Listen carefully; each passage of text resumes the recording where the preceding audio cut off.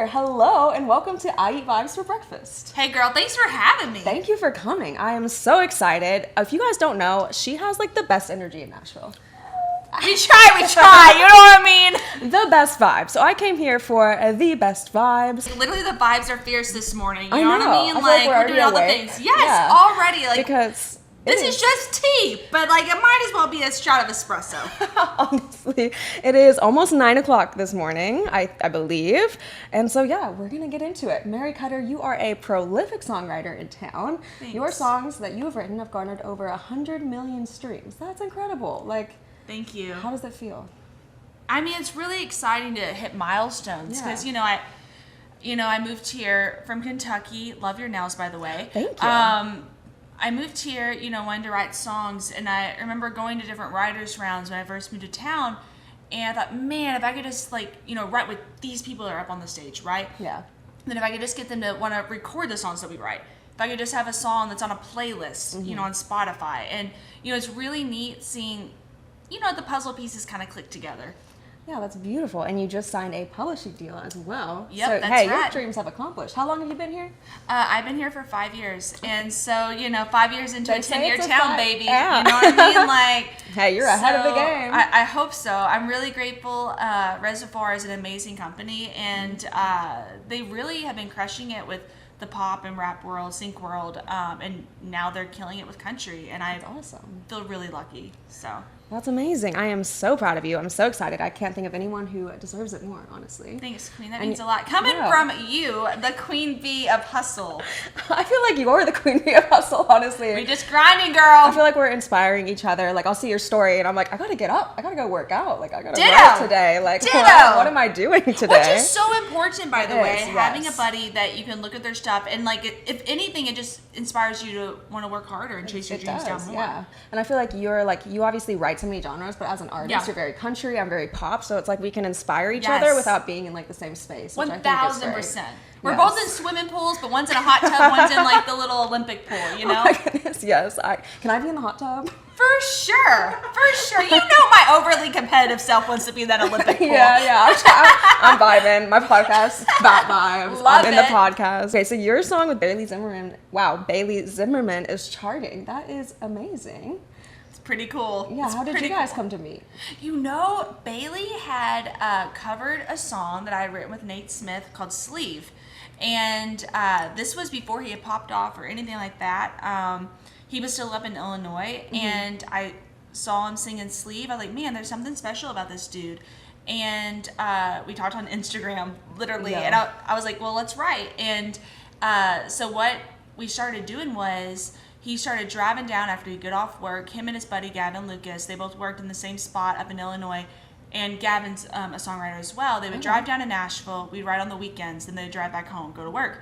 And we did that, probably 6-8 times before they both ended up moving here. Oh, okay. And it was during that time that Bailey popped off. And I didn't know this song was going to get cut, Never Leave. And he posted it on TikTok. It blew up. And the rest is history. That's amazing. That's beautiful. And your songs have blown up on TikTok as well. Well, thanks, You're girl. crushing You it. know what? I have a good time on the TikTok. You do? I love to but hear this is that. the thing that's so crazy. Like, you never know with that app, obviously. Oh, Just yeah. like with anything else. But it's really a great way to, like, literally try new stuff. It's Yeah. very little risk. Like, I have a That's very buddy true. who told me once, Cooper Allen, Okay. who's killing it on TikTok. He has, like, I don't know how many million on there. He's a Yeah. huge act on there. Well, he told me a while back, he was like, you know what? There's no sweat, because if it does great, it went viral. But if it didn't do great and you have like a couple thousand views or a couple hundred views, whatever, Yeah. or less, we've all been there, no one saw it, so it doesn't Sure. matter. You know what I mean? That was a good point, especially with TikTok, because like you'll get 600,000 views and then you'll Yes. get 200. Oh, 1,000%. And like, the biggest thing that I've seen in my world of experience, and I know I'm not a huge account yet, but I've had some fun on there, is just leaning into like what people are enjoying. And it is really cool because there's zero barrier. It's not Yeah. even Oh, like we were yeah. talking about playlisting earlier. There's no gatekeeper at all. No. It's literally, yes, it's like an algorithm, but it works Once pretty you're good. in there, yeah, exactly. Because like the old Instagram, you could only meet like people who are following you, and now Totally. TikTok, it's like, oh, Different audience every time. Every time. And I feel like it's affected my streaming numbers so positively that I'm almost like, where are these streams coming from? But then I'm thinking, like, even if a video got 20,000 views and I don't think that's viral, if literally, like, 10% of those people checked out the song, played it 2 or 3 times. That's true. That's decent streams. That's huge. Yeah. And, you know, I was talking to a buddy, this was a while back, and we had this epiphany in the conversation that's totally changed my view as well, where, you know, we're like, oh, you know, this video flopped, it only got 5,000 views. Okay, I would like to know where you're going to be performing, where you're going to be upset if 5,000 people saw your song. Literally. You know what I'm saying? Exactly. Just say it. It's such a great, and like literally we set up a tripod, play a demo or play acoustic of our song, and oh my gosh, like people in Switzerland could be hearing your song. Yeah, it's so crazy. That's a really good perspective because I've played shows to like 5 people. Oh, before. yeah. And it's still a win, and that's wonderful. You know, we're grateful for every piece of the journey. Yeah, when you think about those people in a room, it's very efficient. Yeah. That's insane. Yeah. So we start every episode with a tea of the day. Love. Okay, so what tea are you sipping on? I am sipping on, you know, my brother got me this tea. Of course, the tea bag thing doesn't say it, but it was a peppermint white tea. He got me this tea that, for Christmas, that was like this variety pack. What about you? This is the vocal coat throat tea. I see you, queen. Okay. Being healthy and such. I got a vocal lesson with Mama Jan later on today. Yes. You know her? I know of her. She's tough. Phenomenal. I've heard she's phenomenal. Oh, she's amazing. She's so knowledgeable. I think I've already talked about her on this podcast because I can't say enough about how knowledgeable she is. But yeah, so it's like, can I be honest? Like, I don't really love the taste of the vocal throat coat tea, but it works so well that I'm like, okay. Yeah. And I don't like when they put like the eucalyptus on it. For some reason, it's kind of like if they spray an air freshener in a bathroom. Like, not doing that much, but it's slippery elm root and licorice root. So interesting. It's kind of grown on me. Like, it's smooth. I'm convincing myself to like it. It does have a fortune, I just discovered. No, wait, what's the fortune? Or I call it a fortune because what else is this? Well, what else would it be? It's like a cookie. Literally. You know, a fortune cookie. Earth laughs in flowers. Earth what? Laughs in flowers. Ralph Waldo Emerson. That is very poetic. I feel like I'm going to spend the rest of my day thinking, what did that mean? You know what I mean? The earth laughs. Well, I guess that the flowers are, you know, the beautiful things. Like, laughter is beautiful. Maybe that's what it means. I don't know. So, like, when the earth's happy, it makes flowers? We're songwriters. We're so poetic. Ralph, what did you mean? Just take, like, all these tea bags to a right and open them up and be like... Let this be the inspiration. Wait, that's a good idea. Just, like, writing a song based off a tea bag. That's really beautiful. I don't hate that idea. I don't hate that idea. I guess I know what I'm doing later. It's kind of fire, you know. It really is. So what got you started with music? You know, I had a pretty normal childhood, a great childhood, and I wasn't really performing at all as a kiddo or even knowing that was a thing. I would sing in church, sing at school functions, and I started growing where I was getting asked to play different festivals, fairs, and fast forward, I ran into a guy backstage. This is in Kentucky, who owned 2 radio stations and a TV station. And long story short, he was looking for someone to host a music variety show, a weekly show. And he asked me to host it. It makes sense to me. Isn't that crazy, though? Like how things, you know, anyway, come together. God's together. Plan. It's going to happen. Totally. And I definitely didn't have any experience in that at all. Was very fresh off the turnip truck when it came to music in general. But so I started hosting the show, and this was right outside of Louisville, Kentucky. And I started having a bunch of different guests on that were on radio tour, hit riders, that kind of thing. Yeah.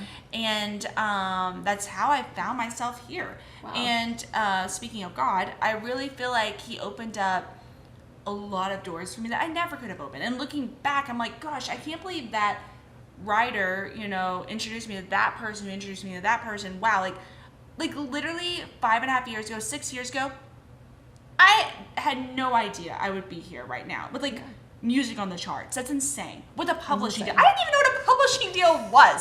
Like literally. And you know, it's just so crazy how, you know, our lives are these squirrely little lines that we get to follow down, work hard and all that. But like it is really cool. Yeah, it is beautiful. And then like the squirrely little lines, like you don't see it because you're like not in an aerial view to see like the picture that you're kind of drawing. That's a really great metaphor. I love that metaphor. Well, we're just like on the metaphors We today. really are. It'd be like that sometimes. It's a tea, you know. It is the tea. Speaking of the tea, I skipped over the figurative tea. So the figurative tea today, we have to talk about Hailey Bieber, Selena Gomez, Kylie Jenner. Lord have mercy. You mentioned it when I walked in, and I was like, all right, let's go.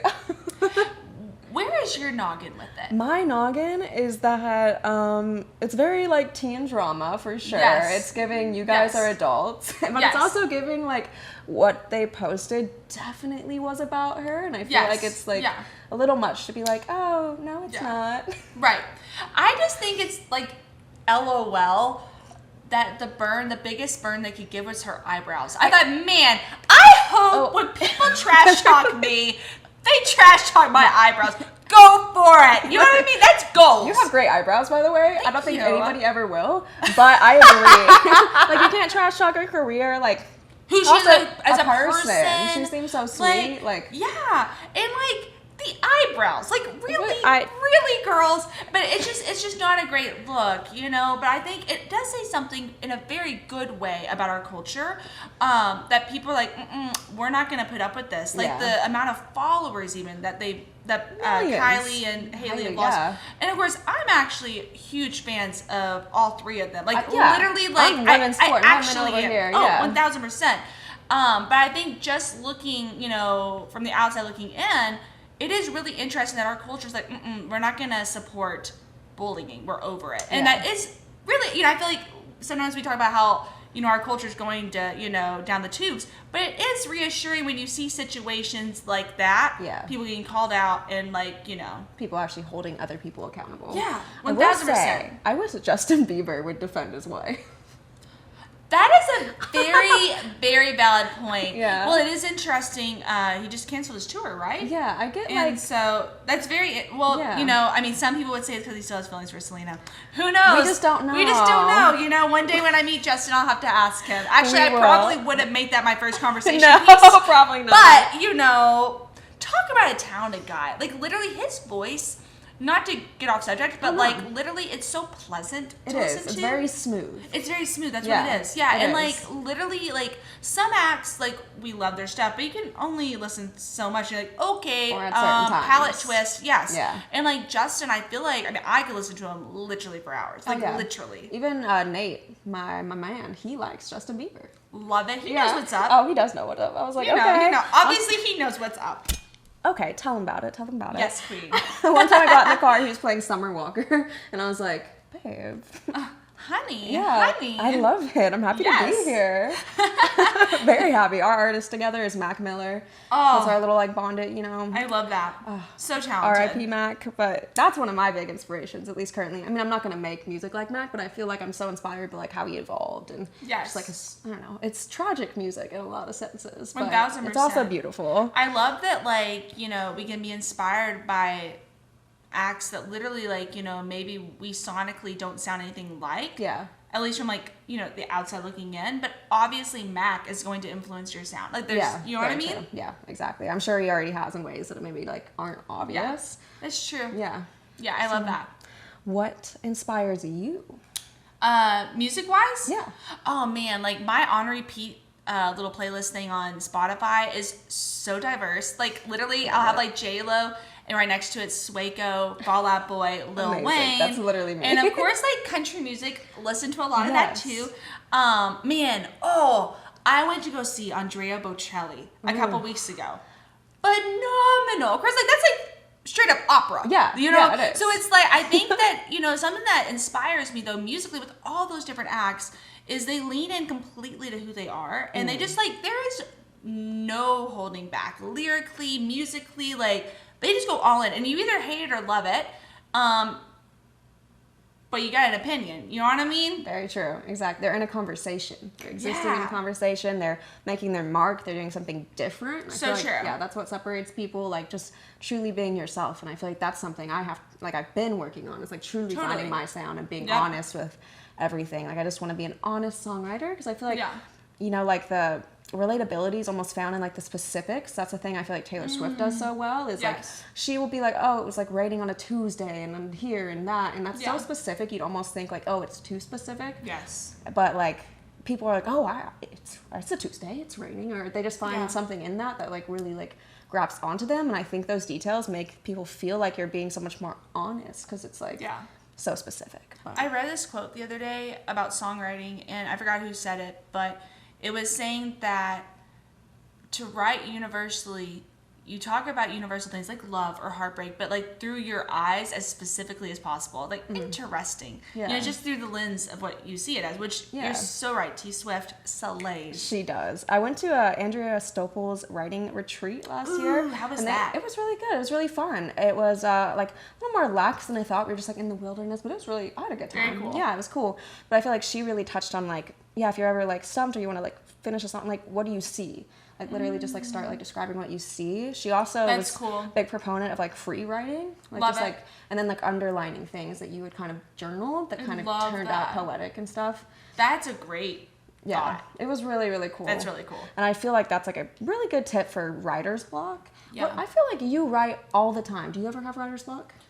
I mean, I'm sure I have, but like I don't really, for better or for worse, I see it as like writing every day. It's kind of like Tom Brady goes to the gym every day. Yeah. You know what I'm saying? And so like I'm sure that there are days that Tom Brady does not feel like working out, but he does it anyway. Yeah, he does it. Yeah. And so writing, I have a pretty full schedule. I typically do 2 writes a day, sometimes 3. I've only done 4 like once. That's too much. Too much, yeah. Too much. But like typically it's 2 sessions a day. Like today I have 2 sessions. But it's literally you just come in and I'm literally, and I don't want to sound sappy, but it is what it is.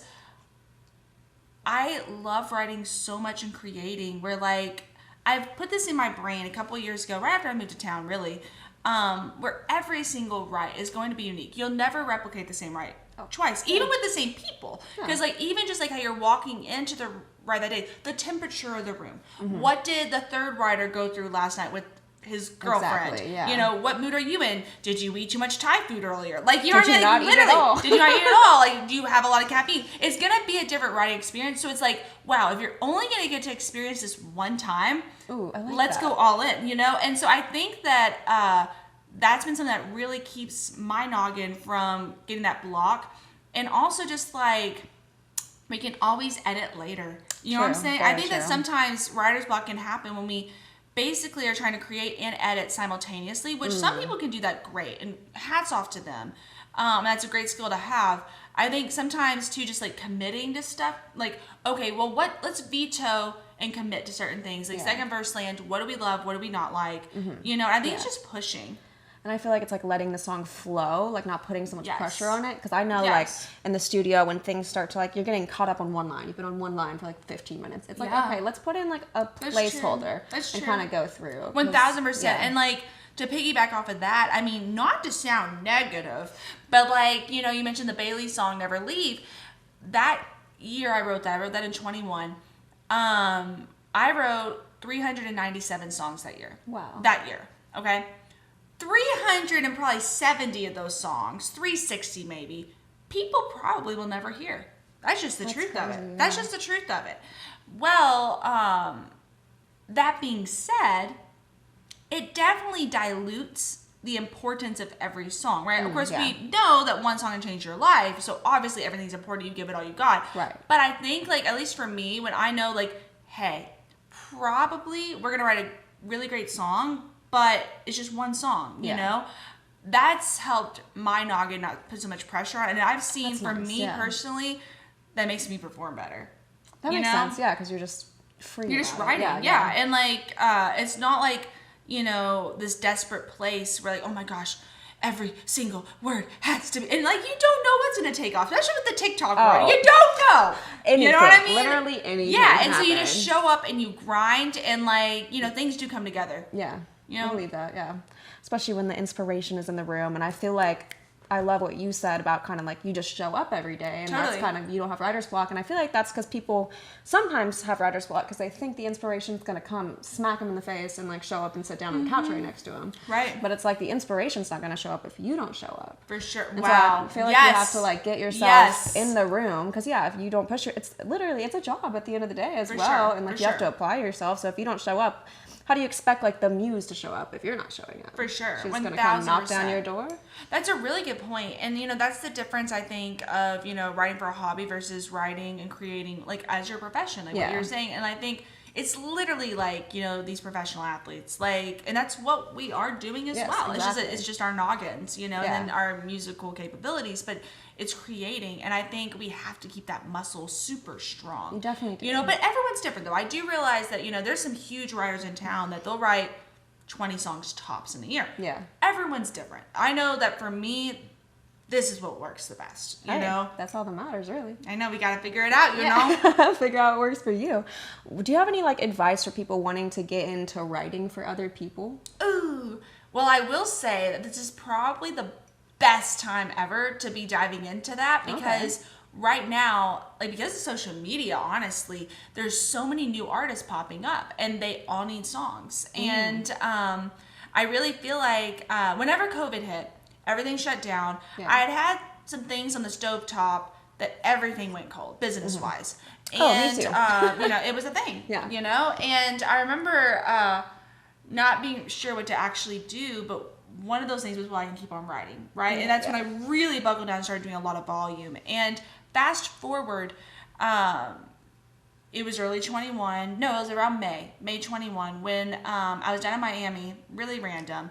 And I had this epiphany that there's so many artists on TikTok that were blowing up, but they didn't have songs. So basically, you know, you think about it in like the chain of production, there was, you know, the manufacturing process wasn't happening, right? All in the wrong order, kind of. Right, it was all in the wrong order. And, you know, so I thought, man, like, that's literally a void, a white space that, you know. So, literally, as a writer, you know, just started reaching out to these artists and helped fill the orders of what they needed. Okay. And that's when a lot of things started taking off in my career. And so that being said, for new writers wanting to hop in, I think, you know, you look and see, like, you know, what value can I bring to different rooms, right? And maybe if you're just starting out, you might not be able to get in with, you know, the Bailey Zimmermans or whatever, if they're already at that level. But there's the next Bailey Zimmermans that are popping up right now. Very like, truly, you know, there's such a turnover, and, you know, some people stay,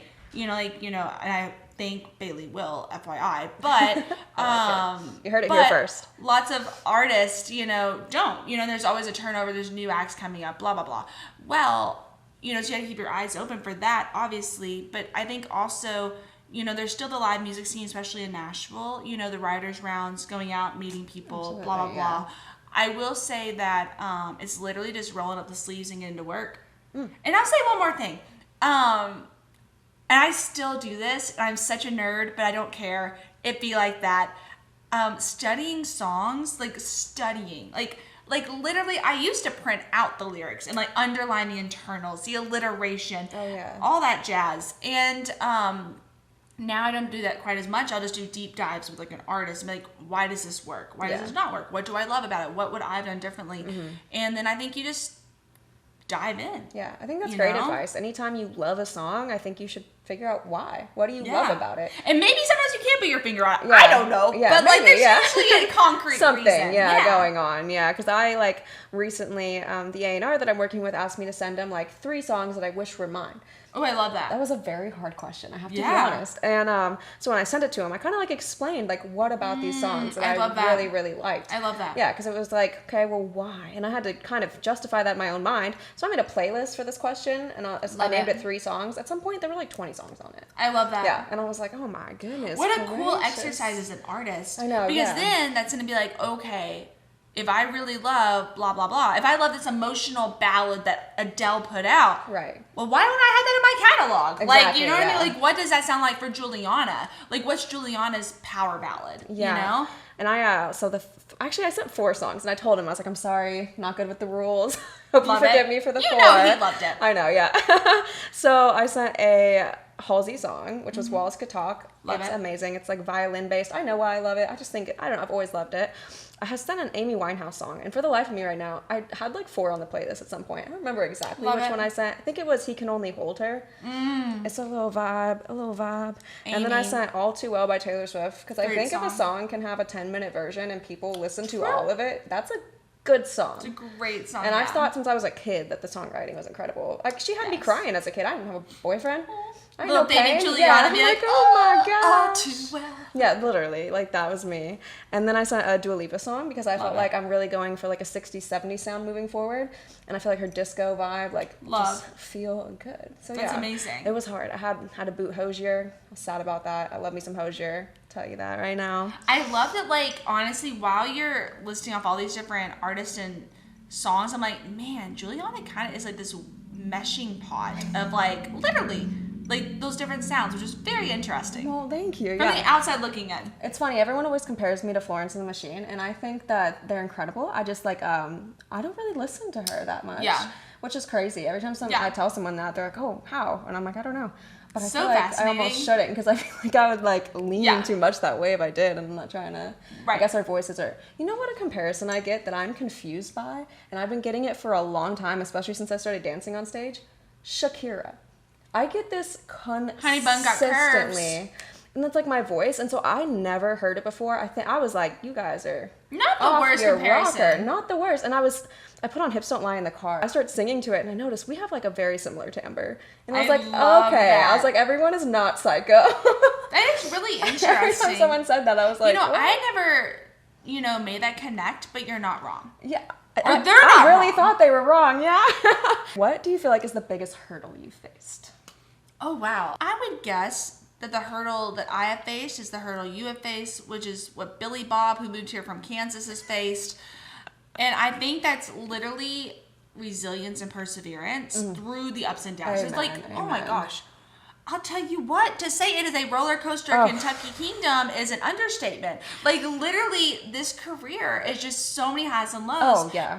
And super fast. You got to hang on, Buster. And so, literally, I think it's just been somehow, having the thick skin, but not getting hard. You know what I'm saying? That's thin line. It's a very thin line. Yeah. And, like, also knowing you're going to have 397 sessions, but people are going to discuss one song from that year. Okay.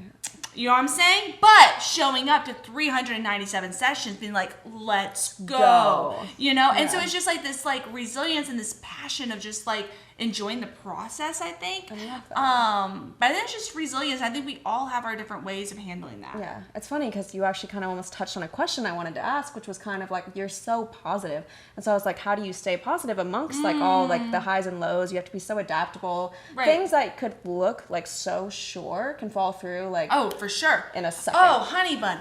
I have literally had multiple songs that were supposed to go to radio, which in the country space, that is the peak. Deal, yeah. Yes, that is the peak. Country radio is like what everyone like shoots for years. Yeah. And they have literally like the sad stories, but me too.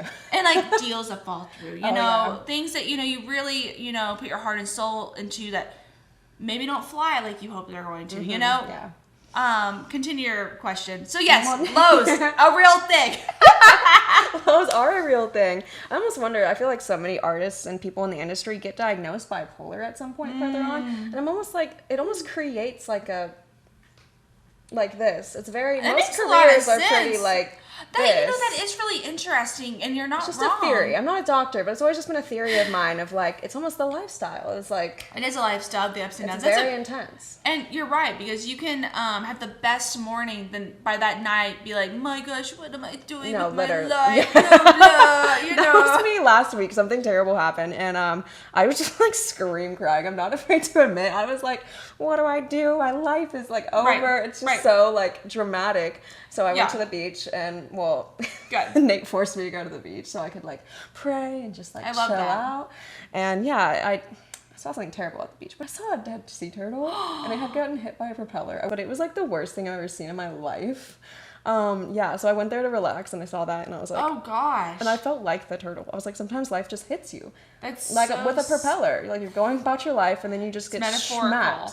Yeah, it was so terrible. I took it on my duty to like protect this turtle. I called the FWC and like. Was he still alive? No, but I just so like sad. people were letting their kids play next to it and stuff. So weird. I don't know. It just seems so sad that it was like beached and so upsetting. Like I just right. It needed to be laid to rest. I don't know why. It's heartbreaking. It was so terrible. It says a lot for you that you were going through such a hard time and you did that for someone else. You know.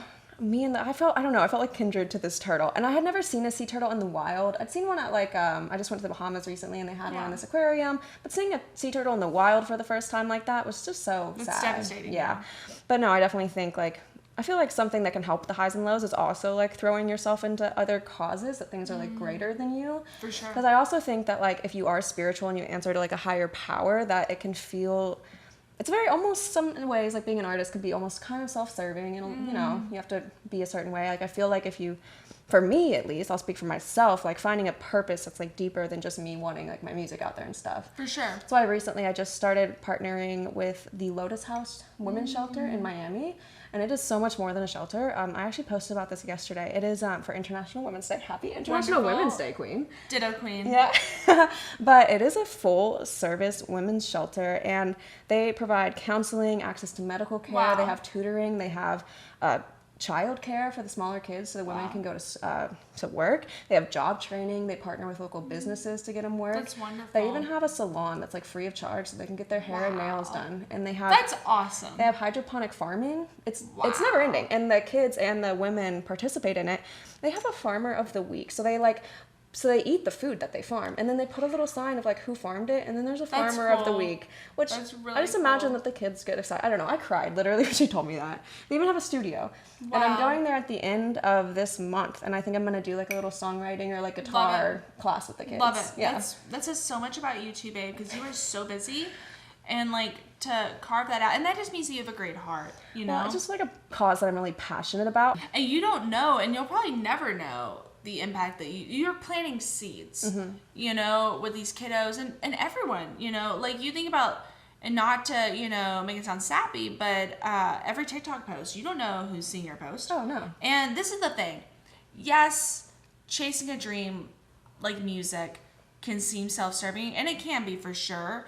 I will say, though, giving people an escape for 3 minutes, though, priceless. That's pretty amazing. I think that's what it's about, and like connecting with people, and that's why I feel like storytelling is so important, because you have no idea who's going to hear that story and be like, wow, like I'm not alone, or like, wow, so like true. I relate to that. I can't believe this girl went through that. And that's what music's been for us. Well, me, I'm assuming you. Yeah, and so I just feel like it's it can be self-serving unless you're really focused on like making an impact and like making a connection. Like that's what shows are about. You're giving an escape for a show. That's I trained. I had a performance coach, Tom Jackson. He did Taylor Swift shows. Speaking of Taylor Swift, for like her Fearless, Speak Now, all of that, and he worked with Shawn Mendes, and so he's a wealth of knowledge. Like the biggest thing he taught me was like, this is an escape. This is a moment. Like if you look like you're not having fun or not, if you're nervous or whatever, the audience is going to feed off that. So it's like you have to create this. It's like a little world. That's really cool. Yeah. You create your universe. Yeah, so your little universe, creating moments. And you're right. The biggest artists, they have like, you go to their socials or you go to their concert or whatever. Yeah. You are like plopped into their universe. You are, yeah. Kind of cool. It is kind of cool. It's really different from how celebrities used to be. If you think about it. Celebrities used to be so like inaccessible. Like an Elvis. So true. I mean, that man was sending out decoys so he could go the other way. That's so bizarre.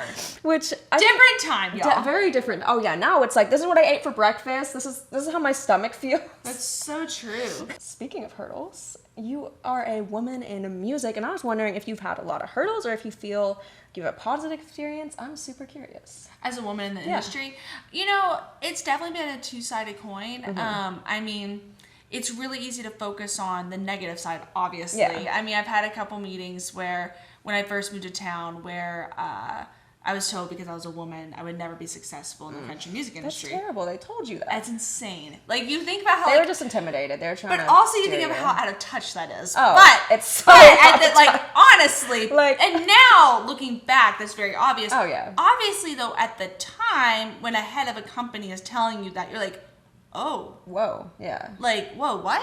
You know? But obviously that's happened, and obviously, sexism can find its way in the writing room, blah blah blah. Find its way anyway. Yeah, for sure. And but I would say that I do think that can be, for fellers as well. The flip side, Yeah. I see that, yeah. But as a woman, definitely yes. I think the positive side of it is that as a writer, especially for other artists, I've been pulled into sessions, especially for a lot of guys, where they're like, hey, like, what does a woman want to hear, and how do we lyricify that? I like that they're looking for that. Yeah, and I think that perspective can really be a great tool that, maybe Billy Bob in the room as well. Like, he's a dude, and there's Jerry. I mean, like, love the random names, but literally Billy Bob and Jerry, my chicken's name was Jerry. Dudes. I love that you had a chicken. That makes me really happy. I had a handful, yeah. That makes me really happy. I still have his feather in one of my plants. Little Jerry.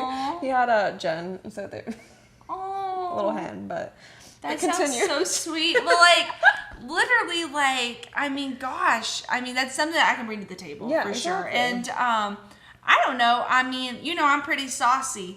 So hey girl, me too. I heard Shania Twain say this in an interview, and I'm like, saucy. Wow, yes, the queen of all the sauce. And she said, you know what?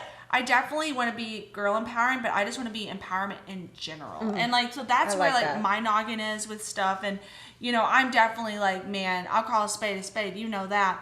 There's definitely double standards and all the things. Yeah. And we as women have to recognize that, because it is what it is. We try to change that. But on the flip side, we do have some situations that the fellers don't have. Yeah, I agree with that. I feel like sometimes it can be so, like, can almost go, like, too far. Like, I think we all have different perspectives we bring to the table. It's true, like, baby I doll. feel like we can empower women without also, like, disempowering men. Oh, that's a beautiful way to put it. That's really a beautiful way to put it. It's because we all have different life experiences too, and like men definitely have strengths and everything. I know that like society right now is very like men are the worst, but they're not. I hate to say this, but they're not all the worst. But it just needs to be said. No, and I think it's definitely easy to demonize a whole group of people, and that's always happened throughout history and right now, especially with cancel culture. Yes. They're just like, oh, so true. You're not wrong. Yeah, I feel like like my experience as a woman in music, there's definitely, it's definitely a double-sided coin. Like I feel like there's been some positives. I feel like people say the darndest things, but I'm currently in a situation where I feel like people specifically, like, I have to relay my message to a man so that a man can go relay his message to this man, and then they have a call about it, and then I have a call with all of them. Lord. Love it. Yeah, and so, I don't know, I just feel like it's like, okay, I could just speak for myself. And, that's sad that is the case. Yeah, it could be something else, but... Thank goodness you have the guy that you can relay the message to from the get-go, because if you didn't have that dude... Oh my goodness, what would I do? Literally, and that's so unfortunate. And I think obviously as a woman, if you, have a temper tantrum or a meltdown as a woman. Oh, you can't. You can't. And I think a male artist, they can do that a bunch. Also, and, in a different situation, like last year, I was holding my tongue so much. I was in a very frustrating position with a male producer. And I felt like he was like popping off at me and being sassy and saying things that were totally inappropriate in the business situation. Right. And I was being respectful the entire time. I was holding my tongue. I had to call my mom before I text him back. Like, Mom, is this okay to send? Well, I would just be like, this is what I actually want to say, but I'm going to text him now that I got it out instead of getting it out at him. And somehow, like, I was still being painted as, like, the bad guy simply because I wanted a certain thing. I literally just, like, wanted him to hire a band. And I was, like, being painted as, like, a diva and stuff. And I'm like, dude, like, I wanted to talk to a guitar player before he tracked a song. Like, oh, heaven forbid we shoot for excellence as women. But, heaven forbid we have, like, something we want and, like, we're steady on that. Like, oh, I want this. I'm going to get this. This is my song. Like, this is happening. Right. Whether or not it's inconvenient to you or not. Right. Like, you've been hired. Well, it's, when you're the CEO of the operation, that's just the way it's going to be. And I think that... recognizing that and what a blessing it was that you dealt with that now versus 5 years from now. Yeah. And I think that now it really doesn't matter. If like someone is that close-minded, they're probably not going to be a corner piece of your puzzle in your life. Yeah. But, you know, we work with them. We, you know, had the blue sky with them. Then we move on. You know what I'm saying? But that is unfortunate, though. It's okay. I feel like I've accepted in a lot of ways that, like, when a woman does something like that, she's a bitch. Yeah. When a man does something like that, it's like, oh, he's the boss. Like, he's getting it done. Oh, for sure. Yeah. And that's those double standards that, like, are so cringe to me. But I think just can't focus on them. You just have to be like, okay, well, I'm not working with that person. If they feel that way, then and if there's so many people. Like, I saw you were working with, like, Chris Trizzo yesterday. I was actually writing a song with him.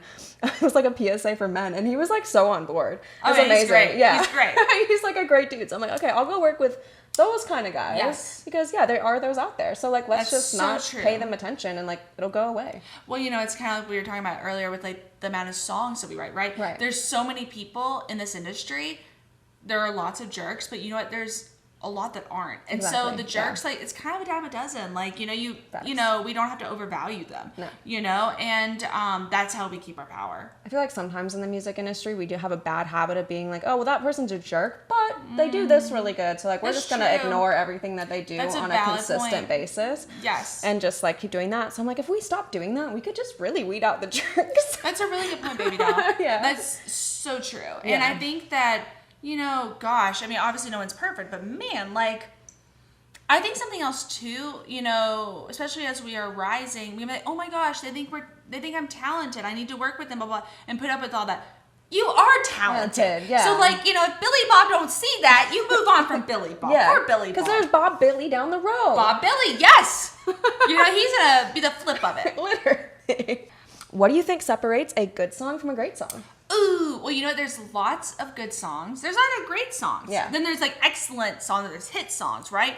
I think that, you know, just about everyone down here is writing a lot of good songs. But how does it stand out? I think it's different. It makes you feel something. You know? And, yes, like, you can do, you know, all the heady stuff where it's like, oh, that rhyme, yes. Oh, that chord, yes. Chef's kiss. But it's like, at the end of the day, who cares, right? And I think the songs that are really popping out, they make you feel something. Whether that's, like, this super emotional thing, like, oh, or, like, let's dance to some Dua Lipa, y'all, you know? Yeah, and there's different vibes for that. Because Dua Lipa definitely has her corner. She's not getting that deep, necessarily. Right, she has a few very emotional songs, but, like, really, it's more like... But it makes you feel so good. It makes you feel so good. Like, when I perform Levitating, everyone's dancing because I do that cover live. Yes. And so, yeah, I agree. Do you have a favorite song that you've written, and why? Ooh, you know, that's really tough. I will say that there's a song that's not cut yet. I wrote it with two great friends of mine, both writers. We wrote it for Pitch. Okay. And I really do believe in this song. It's had some very, very, very close calls with some big artists, household names, but it hasn't gotten cut yet. Okay. It's called I'm praying already. I know. Please manifest it. Do all the prayers. Do all the things. It's called Teach a Man to Fish. Okay. And every single time, and I'm not being hyperbolic when I say this, every single time I hear the second verse, I always cry. Wow. Like, what? You know? And so we're talking about songs that make you feel something. Yeah. And on the surface level, it's just a great life song. It's a good country song, right? Okay. I mean, the title is... it really... Yeah, it's definitely country.com. But it literally just... There's just something special about it. And, I mean, there's lots of songs I really love. But that one, I think I'll always go back to. I love that. And I feel like one day we're going to look back at this video when it's on the charts.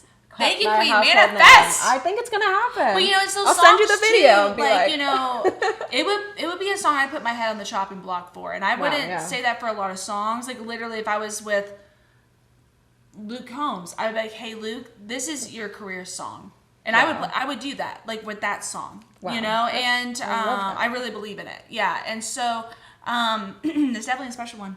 Well, I'm excited to hear it one day. Thanks, Queen. I'll just send you the demo at some point. Okay, good. You better. You know what? I won't send it to anybody. Ever. And I'm not writing country. So it's safe with me. A little bit different than your vibe, but you know. I used to do country. Yes, you did. I did. But yeah, no, we're out the vibe now. So speaking of this song that's going to be cut one day, do you have any other upcoming projects you want to plug? Ooh, absolutely. So... Gosh, this year I'm releasing a lot of music as an artist, which has really been cool. It's two different buckets, you know, writing for other people and then releasing my own music as an artist. Mm-hmm. And I'm pumped. I have a bunch of music that's dropping.